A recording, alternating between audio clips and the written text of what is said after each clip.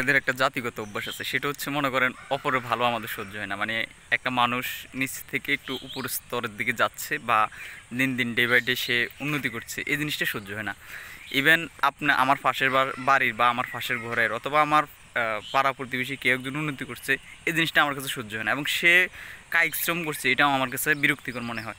যেমন ধরেন আপনি যদি ভালো একটা কাজ করেন, প্রচুর পরিমাণ শ্রম দেন, এটা তাদের সমস্যা। আপনি বেকার বসে আছেন, এটা তাদের সমস্যা। আপনি কোনো কিছু করতেছেন না, মানে এটা তাদের সমস্যা। তো সব কিছু মিলে তাদের মানে কিছু কিছু মানুষ আছে তাদের সমস্যার কোনো শেষ হয় না। মানে আপনি ভালো করলেও সমস্যা, খারাপ করলেও সমস্যা, খারাপ করলে তো অবশ্যই সমস্যা। তো এজন্য আমার মনে হয় এটা আমাদের জাতিগত একটা স্বভাব এবং এটা আমাদের জাতিগত, এটা আমাদের রক্তের সাথে মিশে গেছে।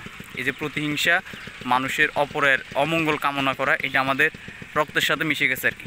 যেমন ধরেন আপনি আমার পাড়া প্রতিবেশী বা আমার আশেপাশে কেউ যদি একটা উন্নতি করতে চায় বা ভালো কিছু করতে চায়, আমাদের কাছে এই জিনিসটা বিরক্তিকর মনে হয়। আবার যখন টিভি নিউজ চ্যানেলে দেখি যে সে এত কষ্ট করে এ পর্যায় থেকে এ পর্যায়ে পৌঁছাইছে এবং এটাকে আমরা রেফারেন্স হিসেবে টানি এবং এটাকে আমরা উপদেশ হিসেবে টানি আর কি, যে সেইভাবে করছে, তুমি কেন পারো না। কিন্তু যখন আপনি করতে যাবেন তখনই মূলত এই সমস্যাটা দেখা দেয়।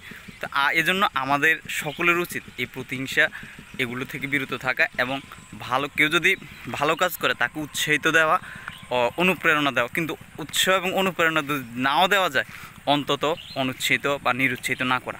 ধন্যবাদ সকলকে। আসসালামু আলাইকুম।